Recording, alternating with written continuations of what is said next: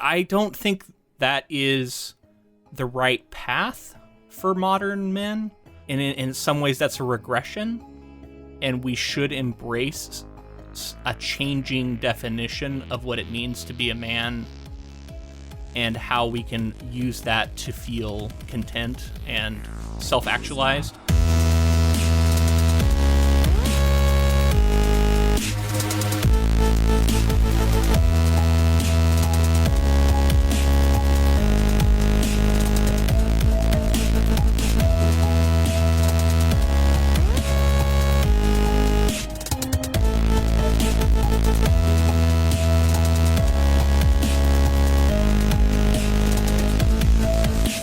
Welcome, friends, to episode 250 of the Ink to Film podcast, where we read the book and then see the movie. I'm writer Luke Elliott. And I'm filmmaker James Bailey. And this week we discuss Chuck Palahniuk's 1996 novel, Fight Club. Are you ready to destroy something beautiful, James? You ready to wipe your ass with the Mona Lisa? Let's get extreme. Yeah. Destroy everything pretty and wholesome. Anarchy. It's very edgelordy kind of stuff we're dealing with today. And I am going to fully admit, when I was in high school, I was obsessed with this movie. And I read the book for the first time because I can remember talking to one of my first psychology classes I had. I remember talking to my teacher about it. And so this had to have been like 9th or 10th grade. And I even like shared a passage from the book with him. So the other thing I want to get out from the gate here is that we're going to be spoiling the story. So this isn't necessarily going to be coverage for someone who has like never heard about Fight Club, because much like The Sixth Sense or like a lot of other like famous spoilers out there, I feel like most people know the twist of this story. So we're going to go ahead and spoil it. So this is your last chance to check out. Okay, so Tyler Durden and the narrator are the same person. He has split personalities. Anyway, this is the thing I talked to my psychology teacher about. So I remember, I have a distinct memory of doing that, and I was super into it, and like when I even got to college, I was a literary fiction writer, and I kind of had to be because we weren't allowed to write genre. But the kind of movement and the kind of writing that I was drawn to was very Palahniuk-esque, and I didn't realize at the time that is a specific style of writing. It was more just like I naturally gravitated that way. So my like early writings, often terrible when I look back at them now, were my attempt to write in this sort of voice that Palahniuk writes in, and write what I could broadly call transgressive fiction, which is the style and movement that he writes, at least as a part of. So I have like a long history with this. I think I've moved away from it as I've gotten older. I've been exposed to other kinds of writing that appeal to me. But there is still a core of my writing that likes this kind of thing. It likes the transgressive nature. There's like the extremity of experience and how you can find like truths about life there that's interesting to dive into. It's also a good way to like break apart norms and to analyze society. And there's, when you operate in this area, I think it is a powerful tool for doing that. And absolutely, this book is doing that. So yeah, that's my kind of history with Fight Club.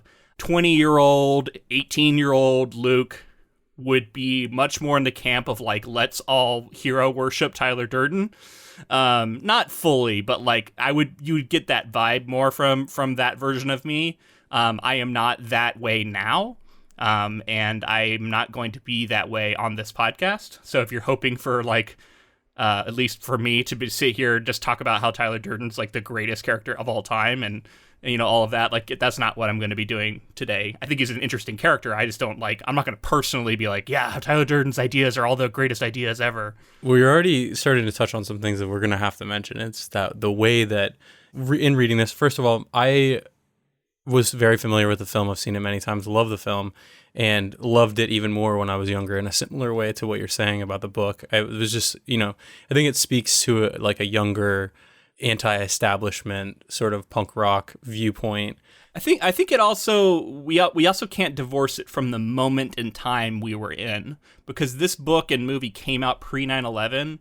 It came out before a lot of the like modern changes we see play out, and in many ways there's some prophetic stuff in here, and I think Palahniuk was tapping into a real dissatisfaction that a lot of people feel, and I think it's important to remember that, like, when he wrote this and when it came out, it was a different time, even though it was only, a little over 20 years ago.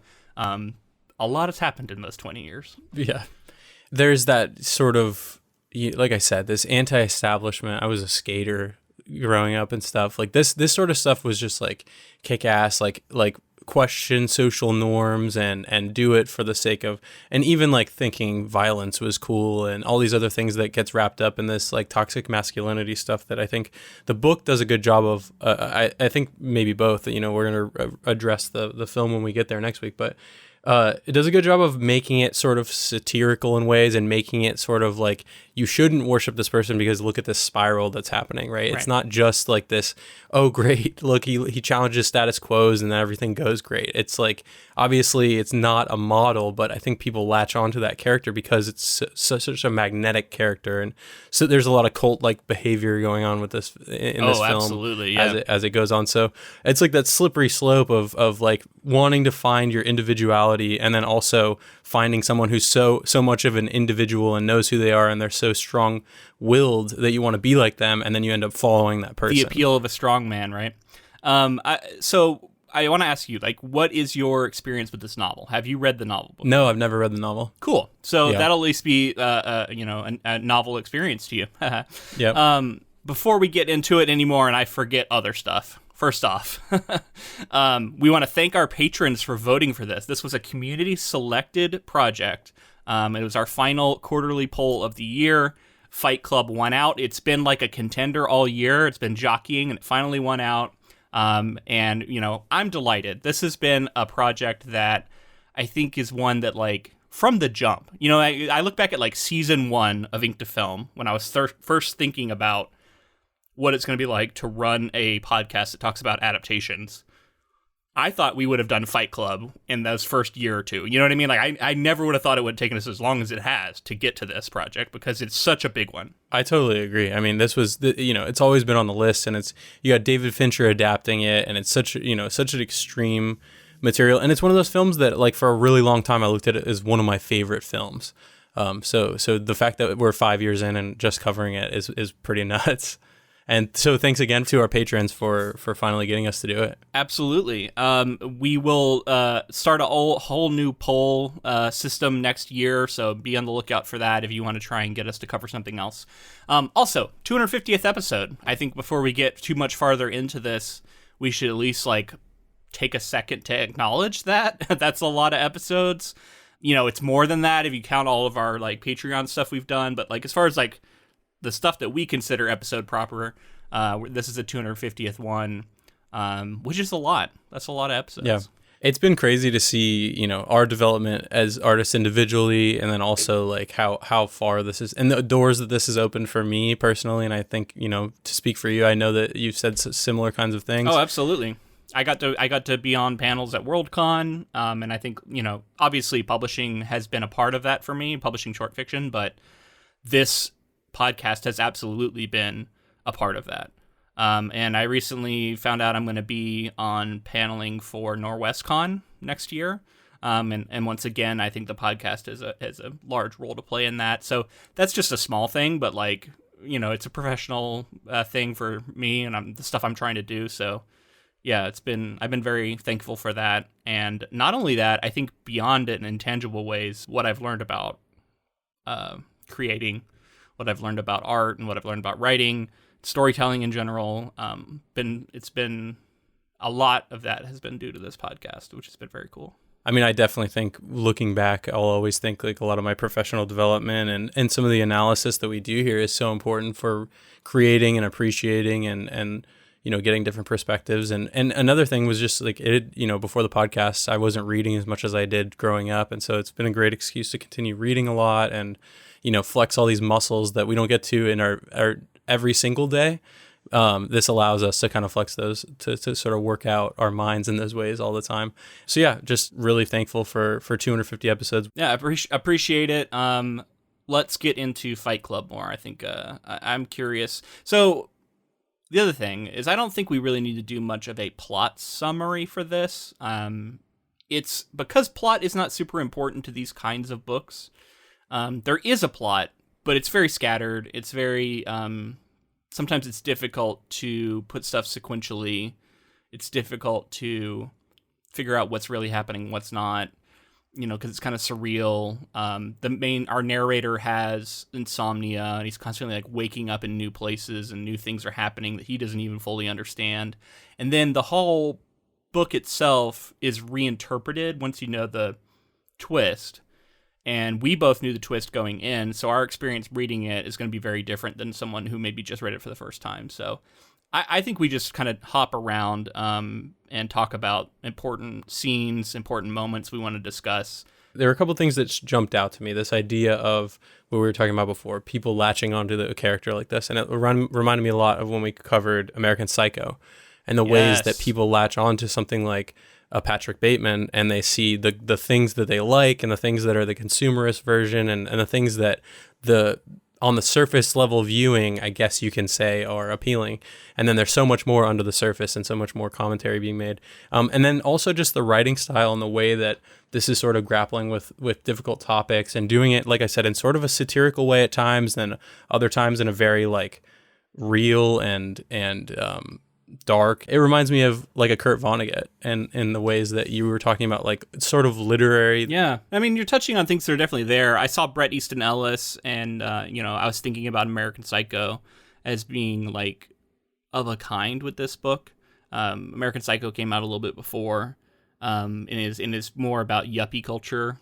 But this feels a little more blue collar to me and a little more anarchist.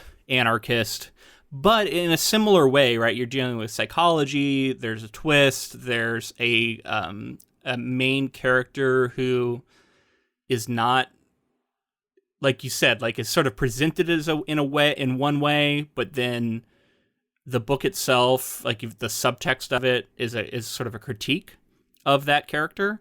But it's so open to interpretation that you do get a lot of people who read it and wind up sort of hero worshiping the main character, even if that wasn't the intent of the author. And it's funny because in this case, that's exactly the intent, right? Like, because this character does that for everyone else in the book. Yeah. So it's only natural that I feel like some readers would do the same.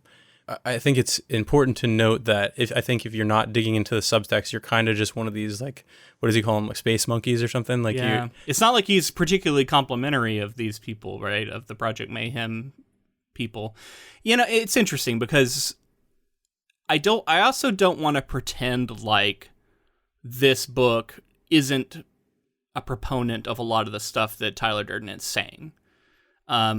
Because it kind of is. It just also is analyzing it, and it's giving the inverse. Like it's giving the like downside to a lot of these ideas at the same time that it's propping them up. This gets into sort of my whole analysis on it, and it's that it starts innocent enough. As crazy as it seems to have a fight club, these people are consenting. They're all finding ways to feel alive by fighting each other like this. But then it sort of spirals as it goes on, and that's where it starts to become dangerous, because it's not, you're bringing in innocent people and you're ruining other people's lives because you feel a certain freedom has to be had. And there's this idea that for me at the beginning of anarchy for the sake of freedom, right? They want to feel something. They want to be free from this hamster wheel that they're on. And then at the end, you get into the anarchy for the sake of destruction. Let's destroy the Mona Lisa. Let's ruin everything for everyone else. Let's upheave all of this and start over again. Without everyone consenting to that, right? Bring it all down. It's it's not just anti-establishment, it's anti-consumerism, and I would argue anti-capitalist. Yeah. Largely because that's what drives consumerism, right? Right. So early on in this, I'm like, yeah, I'm with them. I'm like, sure, let's get into it and get in a fight and like bloody up our noses and do things that are outside the status quo and shake things up a little bit. But then it turns into like, yeah, go assault random people, and I'm like, whoa. Okay, there's some... Well, I mean, yes, but also I think in particular you're supposed to start a fight with somebody and lose to them. But the similar ideas go on with consumerism, and I'm with them for the anti-capitalist stuff, and I'm like, yeah, all this stuff makes sense. And then it gets to there's a line in the sand that I think each person has to draw. And he's exploring that idea of like, crossing lines. I mean, that's what we're talking about with transgressive fiction. I'm totally with you. And ultimately, it's like one of the reasons why I don't know how to feel about this book today and where I'm at currently. I know that I feel strongly while reading it, and I find myself agreeing with, arguing with, interrogating. There's all these things that are going on in my mind while I'm reading it. Like, this is a really rich novel. I think it is a really interesting read. Even today, even 20 years later, this is I think his magnum opus. I haven't read all of his work. But I know people who have read a lot more of it than I have. I have read Choke, and I've read some of his short stories. So I've read a few others, and it feels like this is like his bread and butter. This is the thing he wants to write about, and he's finding different ways to write about it. I read some of Survivor, I think it's called. So I've read some of his stuff, and it's all similar. It's of a kind with this, and if you want to look for like the best distillation of it, this still might be it. So, I don't know. I wonder if someone who maybe is like a big fan would disagree with that. But this isn't a bad one, at least for it. And it's his debut, which is always very interesting to me. And like you said, he maybe was a big reason why this sort of fiction is around. You said he kind of cultivated what would be known as this. So that's a great segue, because I want to talk about Chuck Palahniuk as a writer and the history behind writing this novel, and before we get into more of like our specific thoughts about the subject matter.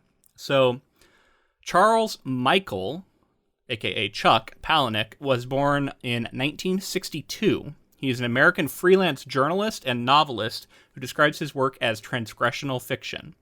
He has published 19 novels, 3 nonfiction books, 2 graphic novels, and 2 adult coloring books, as well as several short stories. So Palahniuk was born in Pasco, Washington. He grew up living in a mobile home in Burbank, Washington. His parents separated when he was 14 years old, and they subsequently divorced, often leaving him with his 3 siblings to live with their maternal grandparents in a cattle ranch in eastern Washington.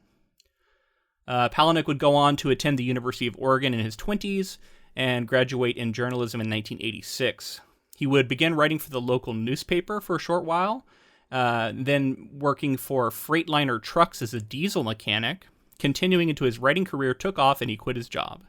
He did volunteer work for a homeless shelter and volunteered at a hospice as an escort, providing transportation for terminally ill people, taking them to support group meetings.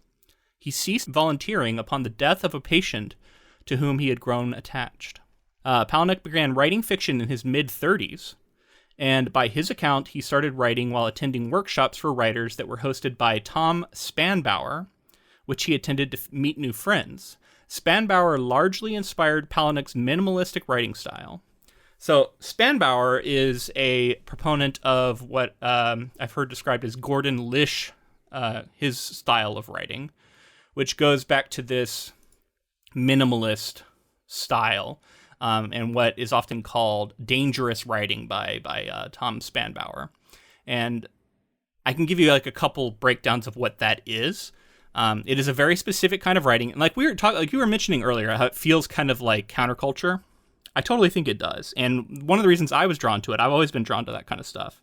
And when I got to University of Florida and I started studying literary fiction, I immediately was drawn to the counter of that.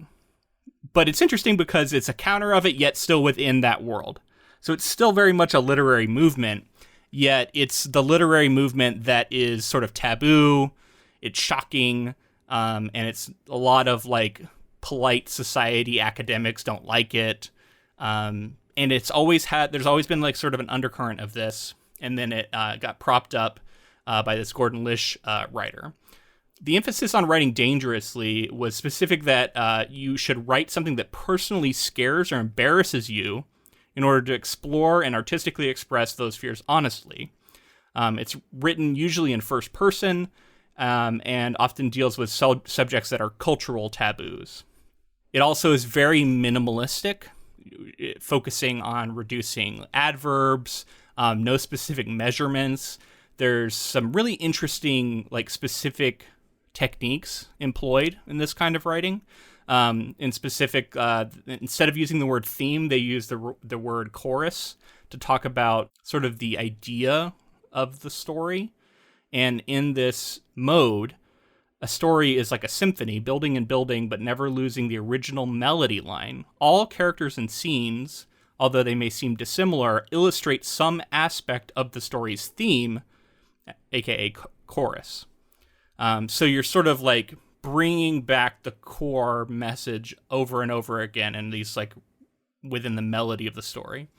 There's a technique called the burnt tongue, which is a way of saying something but saying it wrong and twisting it in a way that slows the reader down and invites them to read more closely. So I would agree that, like, this style of writing encourages you to read slowly and really think about everything that's being said. And apparently that's this burnt tongue technique. Well, and you were mentioning the idea of, like, the theme recurring in that way throughout, while maybe not necessarily in the same context. And I think that's clear in this novel. Yeah, absolutely. If that's the point you're making, yeah. Yeah. I think all of this is present in this novel and in Palahniuk's work in general. Another aspect of this is what is called the recording angel, which means that the author is writing without passing any judgment whatsoever on the characters, and nothing is fed to the reader as being right or wrong, and instead it's only described in a way that makes judgment occur in the mind of the reader. So it's asking the reader to judge it without the text itself presenting judgment.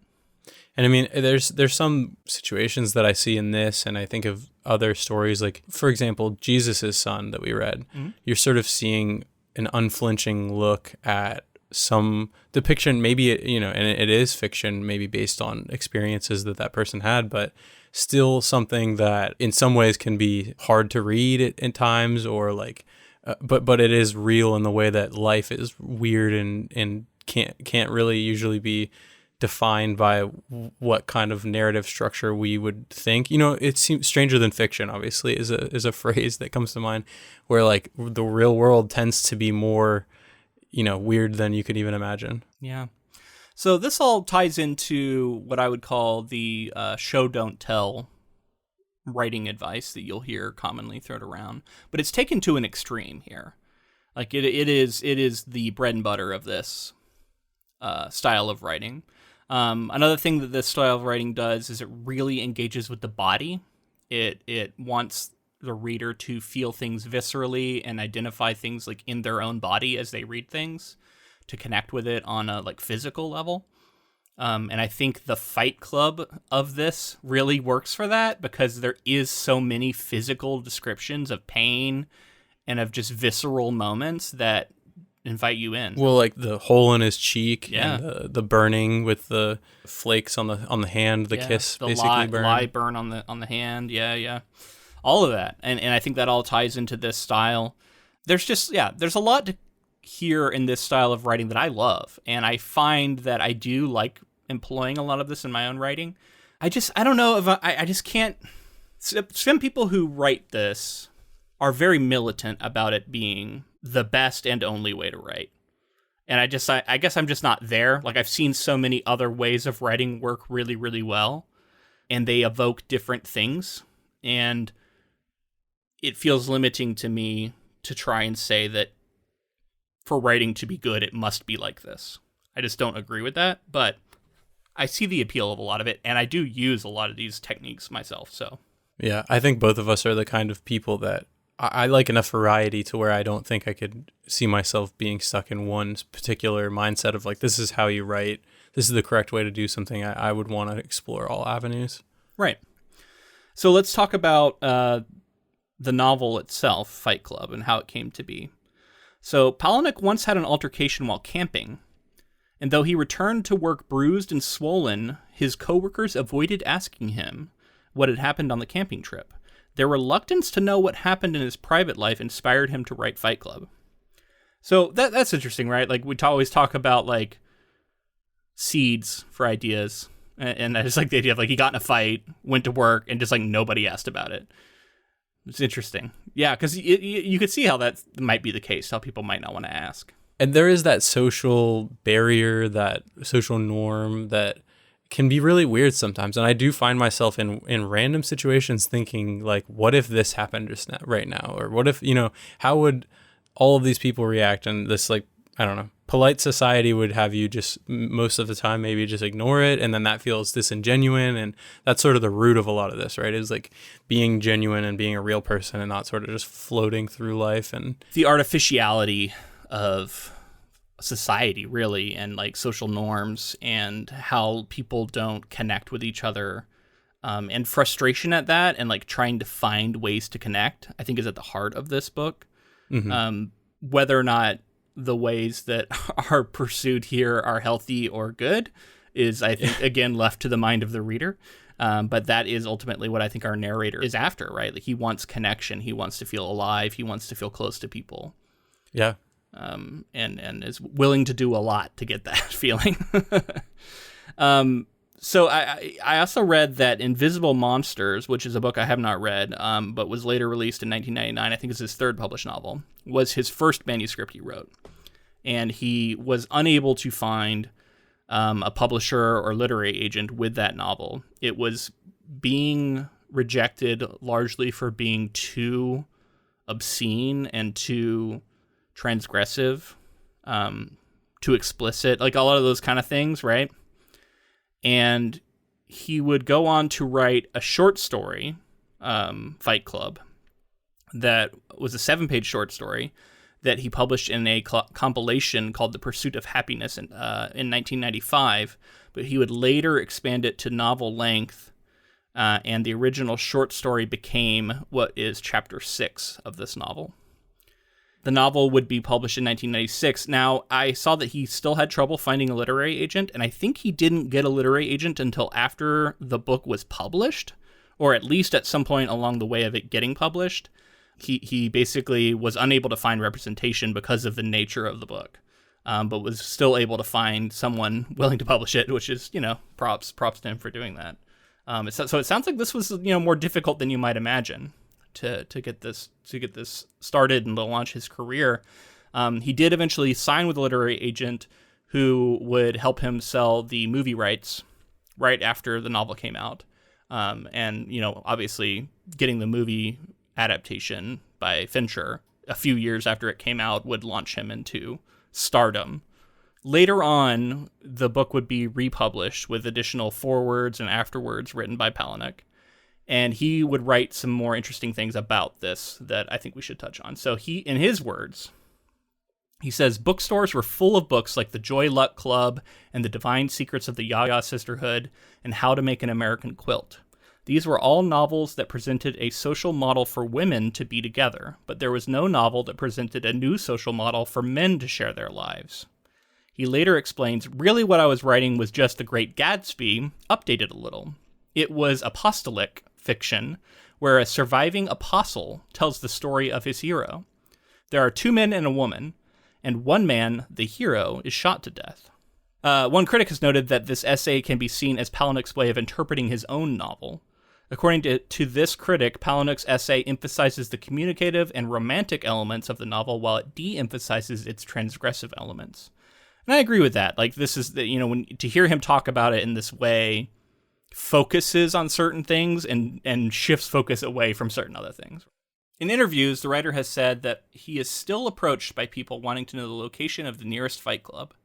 Palahniuk insists there is no such real organization, but he has heard of real fight clubs, some said to have existed before the novel. In the novel, Project Mayhem is lightly based on the Cacophony Society, of which Palahniuk is a member, and other events derived from his stories told to him. So I did a little bit of looking into the Cacophony Society, which is just like a loose organization of anarchist type people who do like social pranks of varying, disruption. And apparently there are like chapters all over the West Coast, at least, and including in Portland.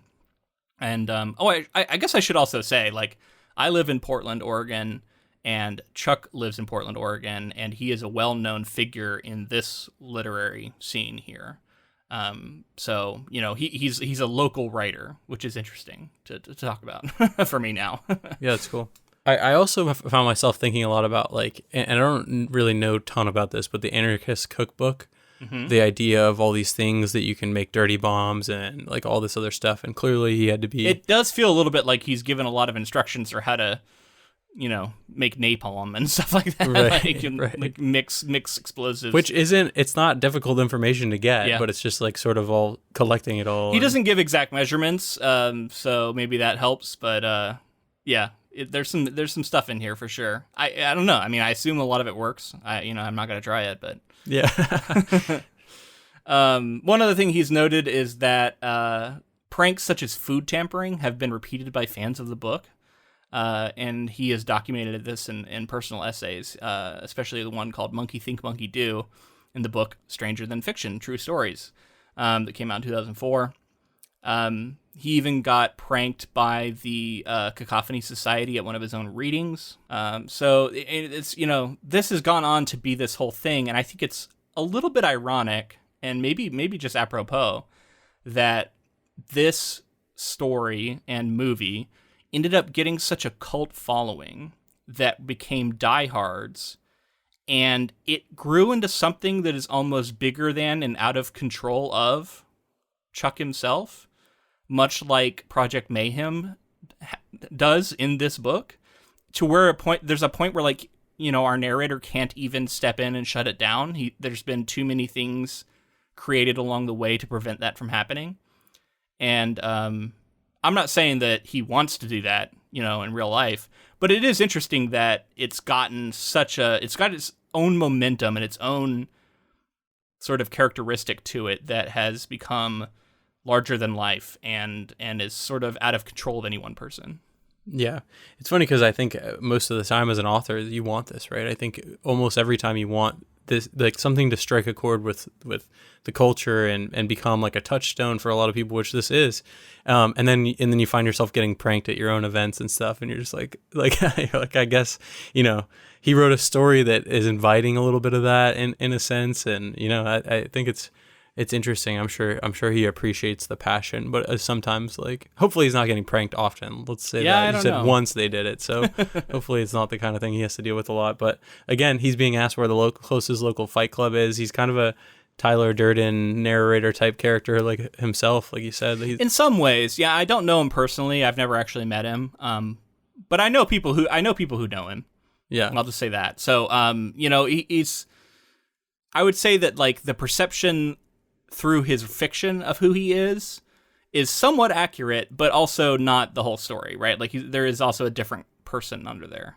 As is the case with most authors and artists, right? Yeah. So yeah, that's the person behind it.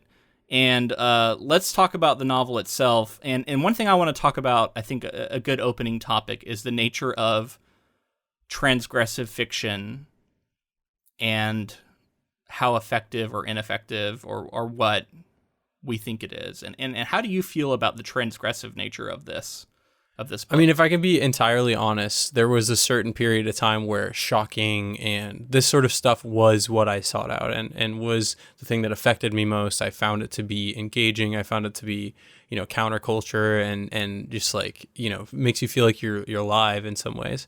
So if I put myself in a certain time period with this sort of story, I think it hits exactly with what he was attempting to do. But like I said before, the danger of a story like this just becomes when it does have a life of its own, when people are hero worshiping a Patrick Bateman or a Tyler Durden, I think it gets a little scary for the people who are understanding the full message of the story. So overall, I think I love to read a story like this because it is so unique and it's so interesting, and the characters all the way through the end of the novel, it's interesting, it's engaging, it pulls you in, and it keeps you guessing. But if you were to, I guess, extrapolate it out and be like, is this sort of fiction good for the overall population? I think it's interesting to note that when we were young, teenagers and 20-somethings, this story sort of affected us more. And as we've aged out of it, I wonder what modern day, current, 19-year-old kids feel about this. And if they do feel as called to action in a sense that you know what I mean? Is it dangerous? I don't think inherently, but I think that obviously there's a possibility. And so I guess I like the idea of this art existing. I want it to continue to exist. I just want people to be aware of some of the side effects. So beyond, so you're presenting sort of the idea of like this story might have detrimental effects to society. But beyond that, if we can dive into more like your own personal morality, how do you find this lining up today when you're reading it? Did you find things within it that you were agreeing with, disagreeing with, vehemently? Like anything that was standing out to you? I mean, I said as much, early on, the idea of being trapped in this sort of life cycle where you're working for your possessions and you just want to make enough money to buy things that obviously like advertisers would have you believe you need, and all of that just feels really, it's sickening, the ways that there are people who live there. I think even that it's said in the novel, like generations of people have come and gone and haven't really lived because they're so interested in chasing that, keeping up with the Joneses and trying to consumerism in especially American culture has been presented to us as a way of self-actualization, right? Like as the goal of life to obtain as many things as you can and surround yourself with them, I guess, and then die like a pharaoh, maybe have it buried with you. I don't know. Right. It doesn't make a lot of sense, and like there's there are creature comforts, there are things to like about it, but also like when you step away from it and analyze it, it does look pretty empty, and that's I think something at the core of this novel.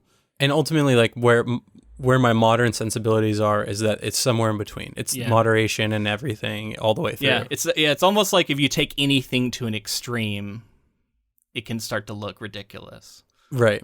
So it's this situation where, I agree with a lot of that. I think I can look around, and it's also this idea of being sort of self-absorbed enough to think that we're out, we can see the Matrix and we know, and look around and see others who are really caught up in it and not being aware of how much we actually are in it sometimes. And, it's this whole vicious cycle that I think we're trying to navigate, especially like you said here in America.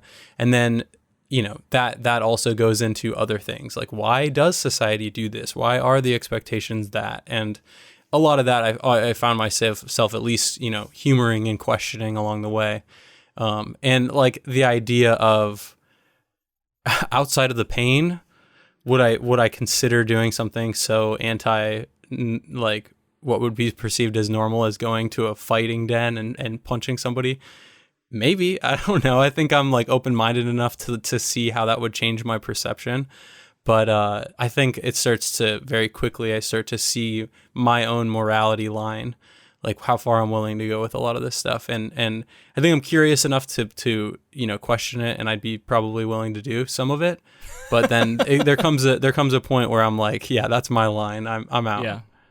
Yeah. So, when I was in high school, we would have boxing matches some weekends, and my friends and I, when I would get together in someone's yard and had boxing gloves, and we would fight each other. I've seen VHS footage of a lot of this. Yeah. So I can't say like, oh no, I'd never do that, because I definitely did. But I don't, I wouldn't do it today. I have no desire for that. And I do think there's certain sort of adolescent misguided aggression that it appeals to. Outside of the fighting, what other things are you? Yeah. What other things stood out to you as things that you did sort of want to still analyze and question? Yeah. So I want to talk. I think what comes down to like the heart of this is masculinity. True. Yeah. I think over and over again we're analyzing it, and to the point of almost exclusion of half of society, because I feel like this book is at best dismissive of femininity and women, and at worst misogynistic, and outright hostile towards women. Often femininity and like repeatedly descriptions of being castrated and your balls being your like most important thing, and like there's all this like analysis of being made feminine as being a destruction of self. So much of the self here is tied to that masculine ideal, and a masculine ideal that is hypersexual, hyper aggressive, not concerned with modern society, with helping people, with anything that's not like it's very selfish. Anything that is not selfish is seen as a weakness. And this is sort of Tyler Durden's manifesto, but we also have to remember that we're being shown this through the perspective of the narrator, who is highly skeptical of a lot of what's going on. Now, he admits he is drawn to it, and he buys into it, and he feels like he's almost a twin with Tyler Durden at times. But as the novel progresses, he gets more and more distance from it, and he starts to have second thoughts a lot more and more. I think some of the main places that this turns up to is this perspective of what would my life be like with a patriarchal figure, and what does it mean to grow up without a father and with a father, and what does it mean to be a man, and like... Well, the idea that you're a Christian man, your ideal of God is a father figure. And so if you grew up without a father figure, then where does that leave you? You're looking for authority, or your boss at work, or someone like Tyler Durden. Right. And, yeah. And it's very anti-boss, right? In fact, in the book, Tyler Durden kills the narrator's boss, which I don't think happens in the movie. So there are a few differences, although otherwise it's very similar. But I guess what I'm trying to get at is like that question of masculinity. In my own life, I feel like I have come to a very different place in like how I reckon with pressures to be masculine in society, what I'm comfortable with, and what I see as like being able to be happy and open with emotions and yet still be masculine is a tricky thing because of how much we've been conditioned to see masculinity through a certain lens. And unfortunately, Tyler Durden's version of masculinity, in my opinion, doesn't help the problem. And in fact, it kind of exacerbates it. It's sad, but it's like you're taking the toxicity of masculinity and how it's been co-opted by consumerist culture to put pressure on people, and you're taking that pressure and that ideal, and you're trying to strip away all of the modern parts of it that have co-opted it and bring it back to a more quote-unquote natural, I guess, like base, aggressive, hunter-gatherer style masculinity. But I don't think that is the right path for modern men. And in some ways, that's a regression, and we should embrace a changing definition of what it means to be a man and how we can use that to feel content and self-actualized. Yeah, and for me, this comes down to the idea of masculinity is being decided on by society, right? And so this whole thing is about, why is society saying this? Why is society saying that? Why is society telling me this is what a man is? Why can't I be whatever I want to be and still be considered, a man, or be considered masculine, or what have you?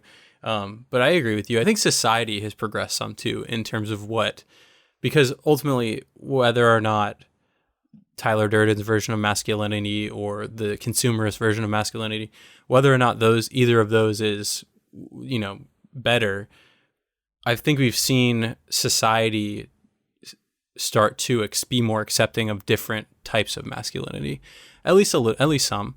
And I would think that as time goes on, more progressive ideals tend to come up as a society continues on. So I would think that even 10 years from now, our perception of masculinity will continue to change and be more accepting. And I don't know, maybe that's just my progressive sort of positive outlook on things, but typically such a snowflake, James. Exactly, yeah. Which, by the way, that term was whether or not coined by Palahniuk, popularized for sure here, and it is often credited to him as creating it. And in fact, I wonder if he's a fan of how it's been used in the last 5 years. Well, he's at least still a fan of the term. I've heard him say that he still stands behind it. He thinks, this is a guy who writes transgressive fiction, right? So he often points to his critics as being sort of snowflakes, in the sense that they will attack him for being too transgressive and, offensive. And he finds that people are too thin-skinned and too unwilling to. He's walking the same tightrope that I think comedians are trying to say they are as well, right? Currently.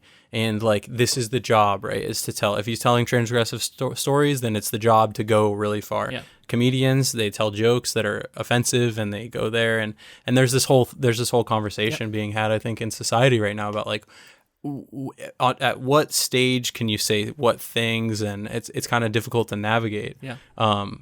But ultimately, I think if you're like, oh, I write transgressive fiction, you should expect a significant amount of backlash and just be okay with that, right? Yeah, and I also look at the concept of this, like, you are not a beautiful and unique snowflake, and it's sort of a way of discounting personal pushback as being sort of silly and naive, and it's sort of saying you're not important.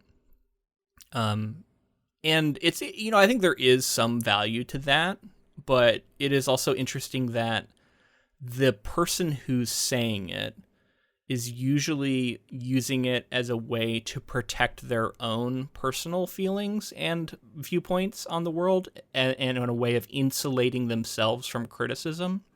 It is a way of shutting down criticism. And the reason you shut down criticism is because you don't want to have to engage with something emotionally as possibly being, inappropriate or harmful or what have you.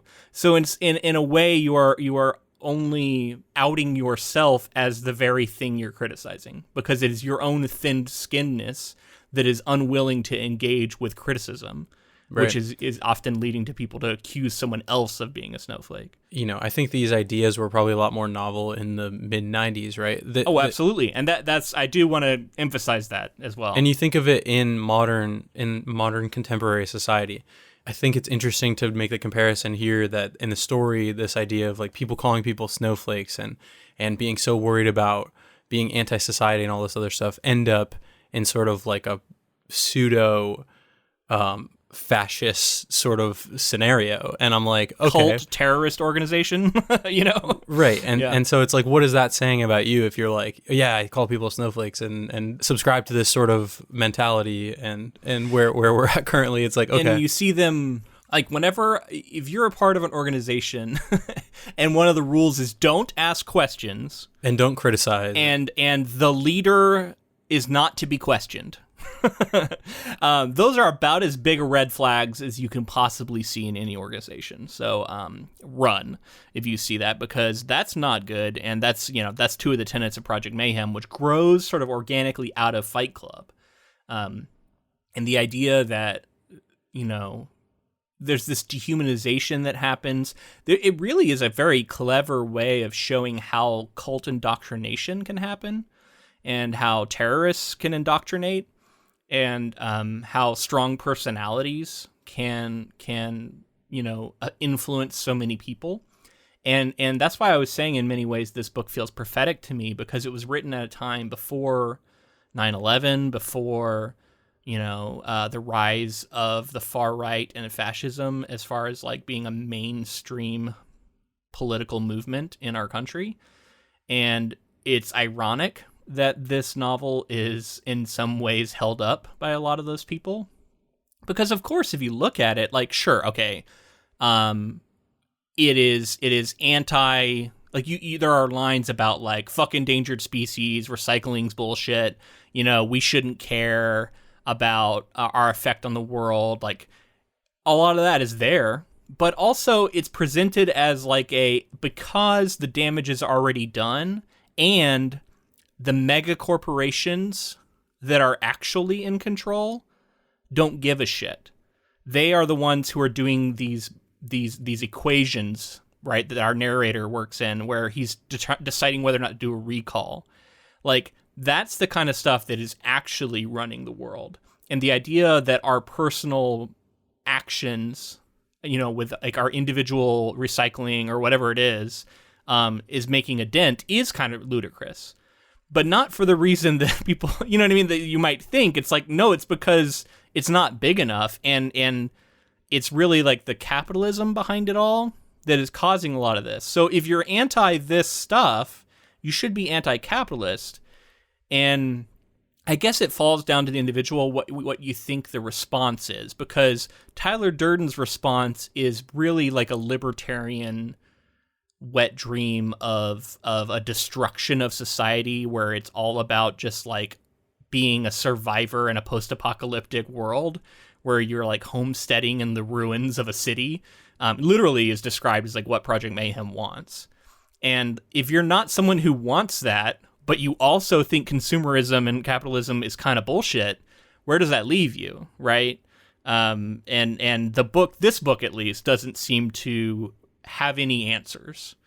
But I think the questions are valid, and I think we should ask ourselves, okay, if this is all bullshit, but we don't want to go the way of Project Mayhem, what do we do? It's also that sort of give up mentality, right? Like, it's all already ruined, so it's over, let's give up. Mm-hmm. I've seen a lot of people describe this book as nihilist, and I think there is a strong sort of nihilist, like, nothing matters, meaning is bullshit, we're all just, rotting refuse, whatever. We're in part of the same compost heap, and all these lines that are iconic. And don't get me wrong, it's interesting to think in that space, right? Sure. It's interesting to at least humor and be interested to question these sort of things, and I don't know, make a decision on each thing as on a case by case basis. There's like so many famous lines like, you are not your job, you are not how much money you have in the bank, you are not the car you drive, you are not the contents of your wallet, you are not your fucking khakis, you are the all singing, all dancing crap of the world. So like there's so many like good, like that is such a powerful line, and it is a rejection of consumerist culture. But okay, then what are you? And if the answer is you are an animal full of aggression who should be just taking what they can with no regard for any other living being, that's where you lose me. You know what I mean? Like, I agree with the first part of that, but then with a Tyler Durden answer I disagree with. But what's interesting is the narrator also kind of disagrees with it eventually.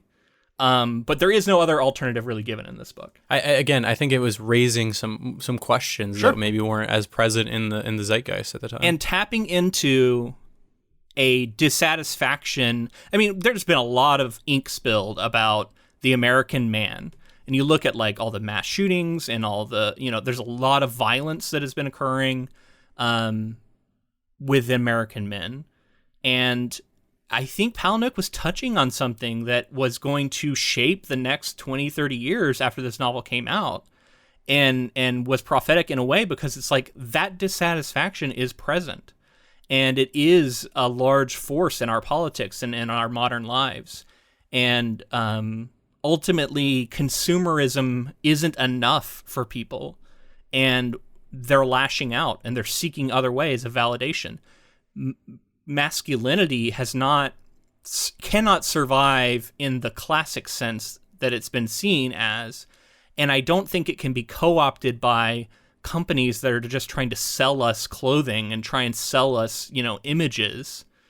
That's not the answer either. So I agree that like that's bullshit, and we need to find another way to be comfortable in our own bodies and our own tendencies, I guess, as like living beings. But also find a way to modernize it that does fit within the modern world and isn't a destructive force ultimately. At least personally, I don't think that's. I don't think being destructive is the answer, I guess, in every sense. Like, certain things should be destroyed, don't get me wrong, but I just mean like generally destructive, shitty people who hurt and who, commit acts of violence, and it just like ultimately that's not the answer. Like, I think There's got to be something else we can find here. So moving into other topics, I had a couple of other things I want to mention. Interesting point of views and the use of like first person, second person kind of at times. Does kind of talk to us a lot. The narrator feels like they do. You're doing this, you're doing that. I thought it was a really fun way to frame it, having the beginning of the story be the end and having all of it be sort of... Starts with the gun in the mouth, which again is that like sensory body stuff. And just the way that it moves through the story in that way, and we kind of know where it's heading, but we don't know how we get there, and there's some things that we don't understand along the way, and who Tyler is.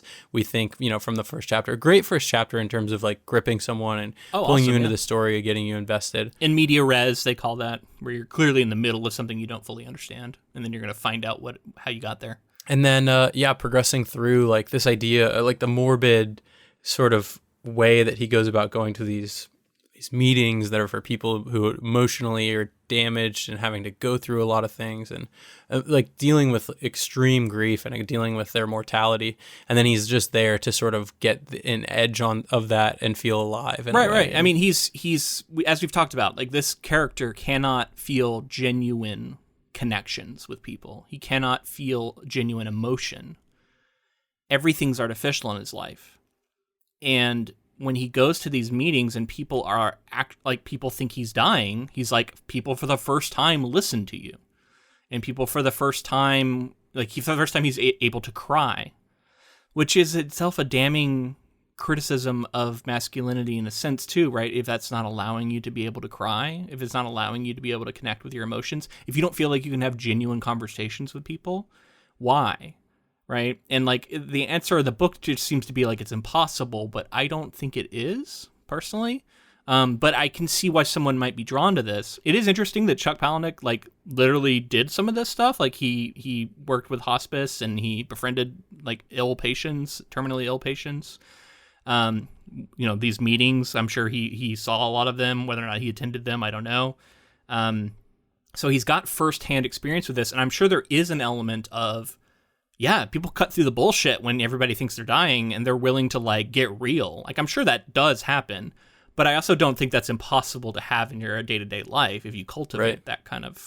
It strikes me that a lot of these characters could do with some therapy, right? Like how much helpful you snowflake, how much help could be done just by these people are looking for these genuine connections. Well, you have to dig internally for that kind of stuff, right? Mm-hmm. Not go like he's looking for the answers elsewhere and not willing to like sort of dig into what's actually going on. And there's this whole he can't sleep at night, he's always up, and how that obviously threads into all the stuff with Tyler Durden and the way that could be affecting your emotional and your mental like state and where you're at day to day. It is cool how at the heart of this novel that's all about like a literary exploration and of this idea and this satire of society and all this stuff. At the heart of it, there is still this like clever twist that is intricately planned and laid out, and there are hints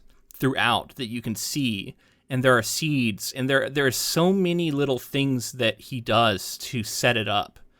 There's so many moments, and like honestly, I was wondering like openly while I was reading this, I was like, if this came out today, which is impossible to answer because I have the experience of having read Fight Club now, but like, I don't know if we could be fooled in the same way now. I don't know. I found myself thinking too, like at what point... It's so obvious to me now, but like, yeah, I know it, but like there are so many times in this narration that I'm like, wow, that was a really obvious hint.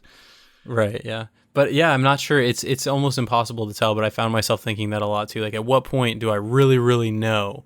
Like at what point am I thinking something weird is going on, which is the entire book. Yeah, there are a lot of moments. But then eventually, where are you like, it's just, there's too many to not pick up on it, I would think. And then I think around halfway to 3/4 of the way through the novel, it becomes like pretty much entirely clear. Yeah, but I will admit the very first time I saw the movie, I was surprised when the twist happened. I think that is the case for everyone though, probably. Yeah. I think I was as well. Yeah, I would have been probably 14 because I do think I saw it the year it came out. I think a story like this resonates with people when the twist works too, right? I think that twist worked for most people who probably saw it then. But you're right. I mean, I think our main character's clearly got like a clinical depression that he's struggling with, has insomnia, and other mental health problems clearly that he's having. His fucking job is going to drive anyone to depression. So that's a problem. Right? Like there is no outlet. He seems to have no real personal relationships with anybody. Right? Like he lives this nomadic lifestyle. He has no real home, and his one home he does have is full of artificial sort of signals of success that don't really mean anything to him. So yeah, I think a lot of people identify with that when they read this, and a lot of people are sort of feeling hurt and feeling depressed, and I think there's a lot for you to latch onto if you come into this book with a lot of this dissatisfaction with life and society. And I think everybody has that, right? Everyone has a certain level that they can relate with some of the stuff going on. They're like, oh, I feel like day to day I'm on the hamster wheel. I'm doing all this stuff that feels unnecessary at times. But we got to talk about Marla too, because I was about to bring up Marla, because you mentioned already the character. You would want something of substance, more of substance with this character, right? There's like, she's the only woman really in this book that gets any relegated to a role of basically just like being at the whims of Tyler or the narrator, depending on what's going on. But I think when you dig into it, there is a character here that's interesting and complex. Yeah, broken, just as broken as our narrator in many ways. I would have liked to see more of it and explore her story some more, and then ultimately they're kind of, I don't know they're disingenuous, but like they're going to these meetings and they're kind of like preying on these people's. Yeah, she's doing the same thing that the narrator's doing. Right, but then ultimately it comes full circle and she's going through the same things, and how that can sort of like reality can set in a situation like this, and you can understand, and I don't know, it starts to change your perspective. It is really interesting how he at first like is angry at her, so angry, he's furious with her for being a faker and for being there. And in many ways, it's the way he's furious with himself, right? And also, I think the part of it is that she's a woman doing this, and so there's a bit of like a how dare you. Well, and he feels self-conscious trying to do his normal shtick with her there, because I think he immediately wants to like impress her / also. Well, she knows he's lying, so right. Someone there knows that he's not supposed to be there at the same time that he knows she's. So one thing I was gonna, so I had this whole like first half of the book, I thought I was gonna bring this theory into this episode, and I was gonna come at you with this theory, and I was gonna like explore it, and it was gonna be a book only theory because I don't think this holds up in the movie, but.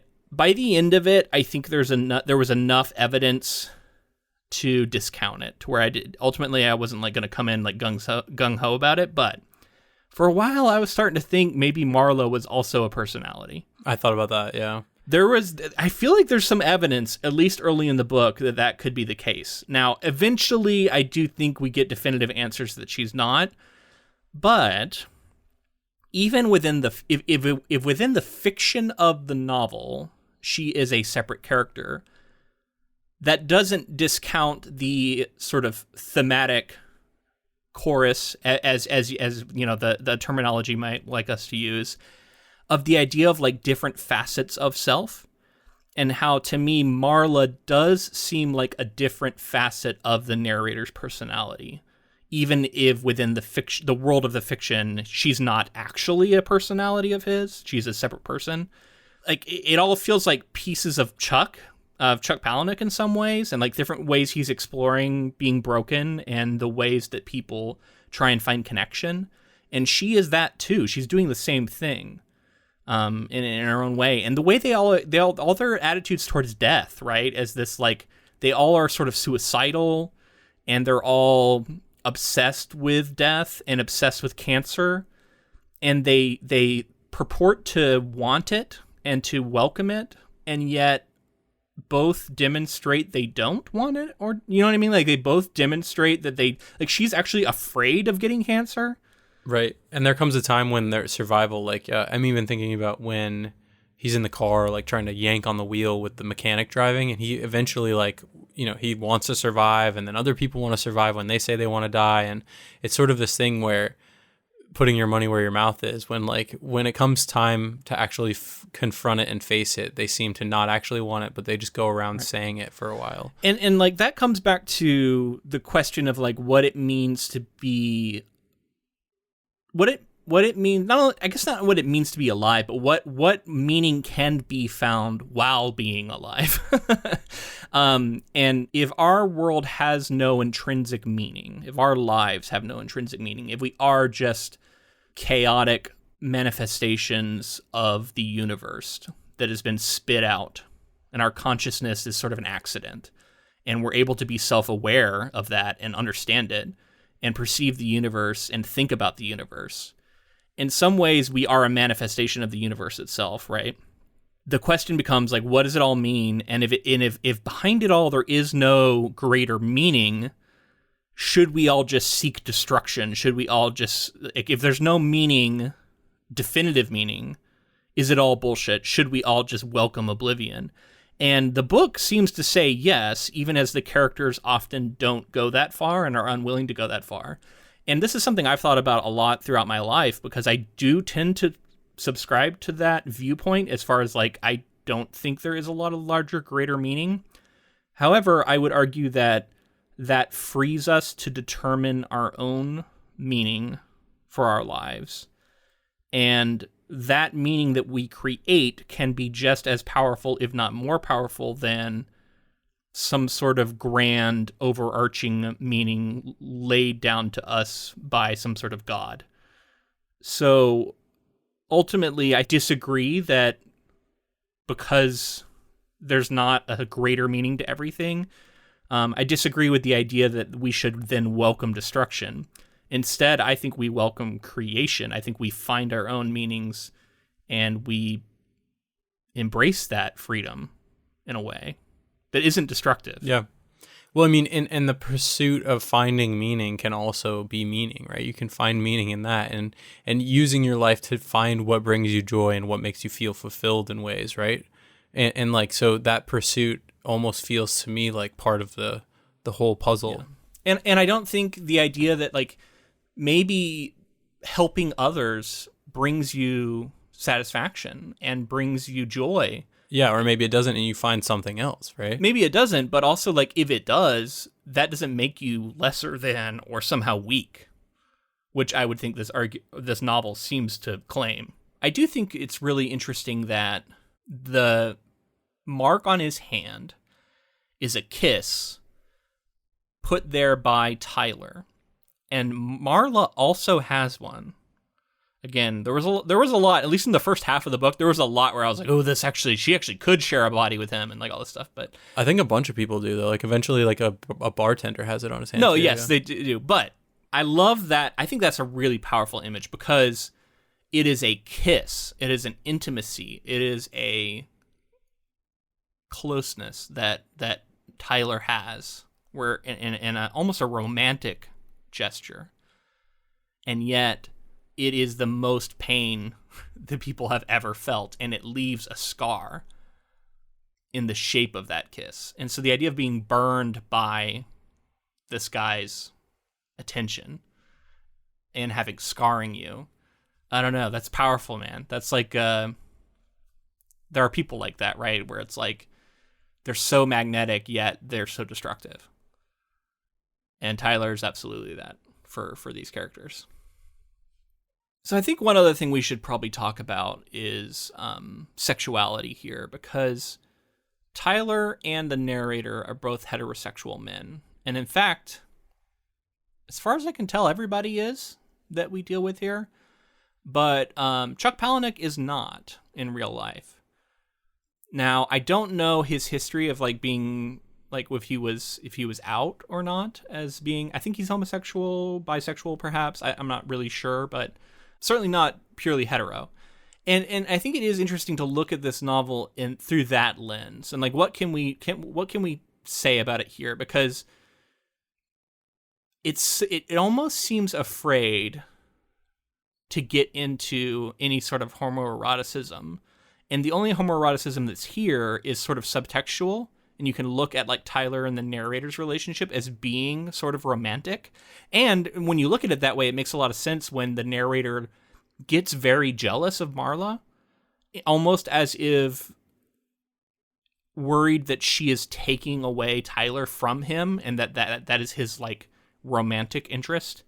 But I think most hetero men who are reading this and loving this movie are not engaging with it in that way at all. Yeah, I do think that there are some times, especially if you think of Tyler more as a physical, like before the twist, the ways that they're interacting, the ways that they're so close, the way that they do certain things, the kiss even, like you said, feels very intimate. He's the first person that is performed on, and you're like, oh, he kissed his hand, and he's doing this burning ritual kind of thing, and you can't, I definitely started to get some of that, where it's like you could definitely perceive it this way. And yeah, I guess, like you said, I didn't know that Chuck, I don't know if you said he's gay or bi or whatever, I wonder what that is. If that is like maybe within the text grappling with some of his sexual identity during the writing of this. I don't know where he was at. Well, and obviously the way that intersects with the concept of masculinity is a big thing, right? Like, what does it mean to be masculine if you don't fit a heteronormative lifestyle? Can you be, and like, because according to like classic ideas of masculinity, you're supposed to be out there like, getting all the women is like your goal, right? So how does a man fit into that if he doesn't have that drive? But also is attracted to masculinity, right? Like you would think that that's something that is inherent there too. And so maybe like grappling with like how to feel about that if masculinity is something you are attracted to as a masculine man. But I've seen a lot of people talk about how like, oh, Fight Club is actually, a gay man reckoning with his own sexuality. And like there's like a whole reading of Fight Club as that and masculinity through that lens. It wasn't something I was like thinking about throughout this or anything, but I did remember that reading of it, and I occasionally thought about it. And it is, in works of truly interesting and transcendent pieces of literary fiction and just really just any fiction, I think like it's got enough meat there that you can read it in so many different ways and you can analyze it in so many different ways, and it doesn't have obvious answers. That is all a strength, I think, of this novel. And ultimately is something that I think brings people back to it to reanalyze and to appreciate. I guess now that we're getting towards the end here, although we're just kind of hopping around, but that's, the way it goes. I wanted to ask you, as a first time reader of the book, how did it line up with what you were expecting? What surprised you? What didn't? And what did you think of the book just as a novel? What did you think of it? So, the nature of the mediums. I found it really interesting the ways that the trick was able to be concealed to the reader in a way that in the film, the film is kind of like pulling the rug out from underneath you in a way more so. And I don't remember the very specific details of like how they dole out the Tyler stuff to make it feel as if he's one and the same as the narrator. I can tell you, I've seen this movie a bunch of times. They do it really smartly in the movie.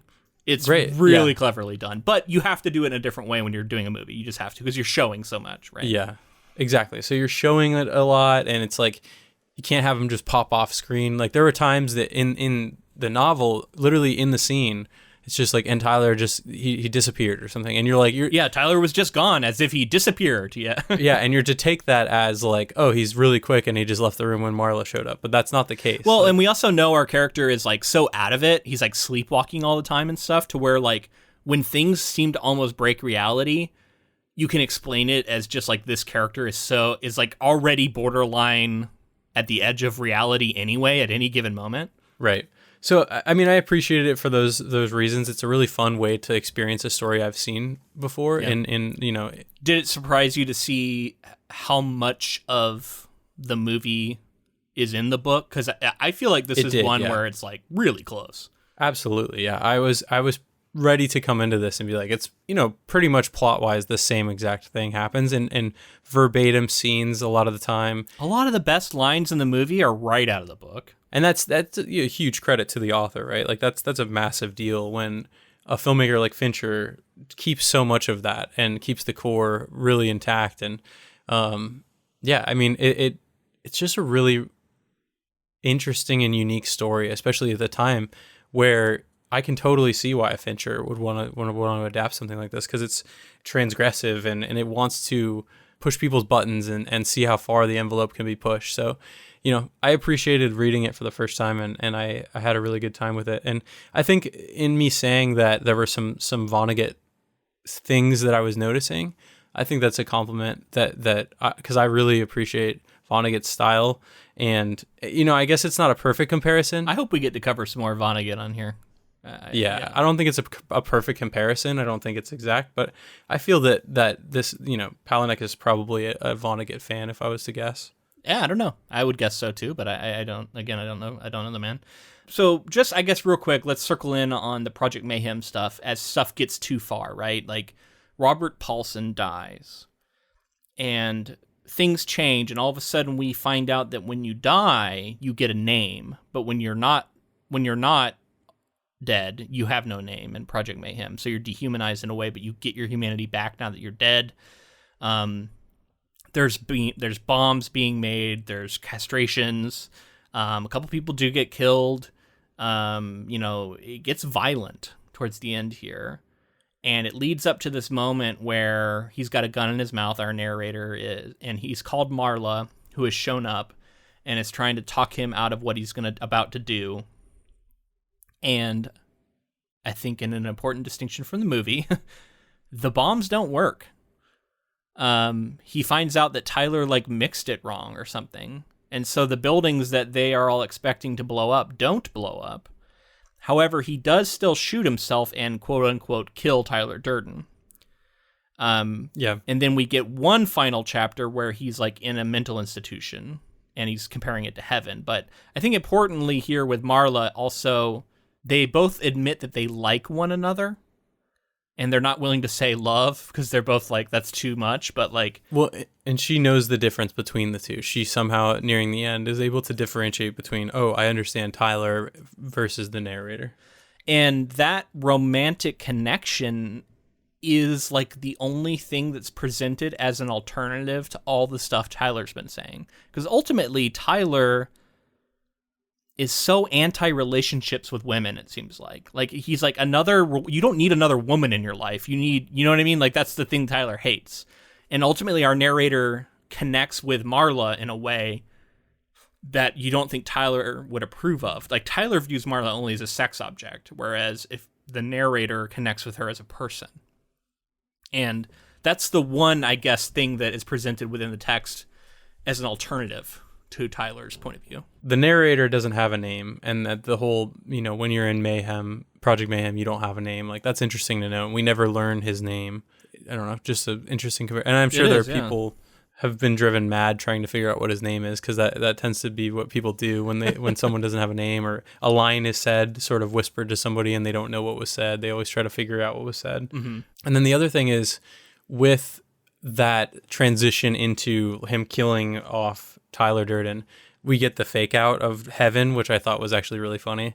We start out the chapter and he's like, I've talked to God, and when he he told me basically that I am a special snowflake, and he called him, and then he called God a liar, and then he's like, I'm just kidding, I'm actually just in a mental institution of some kind. Well, the descriptions, the way that the angels dress, and you learn that they're basically orderlies, they're giving him pills. And occasionally there are still members of Fight Club who call him sir and stuff that he'll encounter within the asylum. Notably, Chuck Palahniuk has gone on to write Fight Club 2 and Fight Club 3, both in graphic novel form. I haven't read either of them, but so the story has continued eventually. One other thing I want to point out is there's this a small moment, but it's towards the end of the book, so it has importance, of this murder mystery party that played out where the murder was real. And it's described as an Agatha Christie style murder mystery, which I thought was funny because we just released Murder on the Orient Express to our main feed. And again, Tyler has actually killed several people, I think has become clear here at the end. And I think that's something that is changed in the movie. Tyler is in a way responsible for the death of Robert Paulson, but he hasn't pulled the trigger and murdered a couple people. Whereas here he kills the narrator's boss. There are things like that Tyler has done that I think more solidly lands Tyler in the villain of the book ultimately place. Whereas the movie is a little bit more maybe he is, maybe he isn't, I guess. Yeah, that'll be interesting to know, especially with the bomb going off in the movie. Yeah, which we will have to revisit. Now, I remember saying something about those buildings being empty, but we'll have to revisit that when we watch the movie. But yeah, man, I think that's where I'm at with the book. I think it feels like I've barely touched on a lot of stuff, dived into some things, but there's whole other aspects that we can get into. And so I'm really glad that we're going to revisit it next week when we get into the movie, because it is so similar that I think it's going to give us ample opportunity to re-examine a lot of these themes, get back into the chorus, so to speak, of this piece, and then of course look at the filmmaking that's going on, because Fincher is a master and somebody that I'm excited to talk about with you. Overall, just glad that I've read through this now and seen where the source, and knowing that the source is so rich and is so, it's such there's a reason why the film adapted so much of it, scene by scene. That's great that I was able to now see where it all came from. So, if you enjoyed this coverage, please let us know in the form of a rating and review, whatever app you chose to listen on. Shout us out on social media. I'm trying to think of some like Project Mayhem way of like spreading the word of Ink to Film. If you can just go out to your local supermarket and just jump somebody and then let them beat you up, then that'd be great. And then at the end, after they have beat you to a pulp, tell them to listen to the Ink to Film podcast. Also, if you'd like to support the podcast in another way, check out our Patreon, patreon.com/Ink to Film. And we release bonus content on there monthly. We just released to the main feed a previously Patreon exclusive episode that Luke mentioned about Agatha Christie adaptation 2017 Murder on the Orient Express. Yes, that's like a preview of what you can expect. That episode is over a year and a half old, I think. So if you want to catch up with all the stuff we released since, that would be the way to do it. Also, if you'd like to connect with us on social media, we are at Ink to Film on Twitter, Instagram, Facebook, TikTok. We have a YouTube channel. Check us out on YouTube. All of those are great places to connect with us. All right, that's going to be it for this week. Excited to get back to the world of Fight Club next week in the film. And until next time, keep adapting. Stop.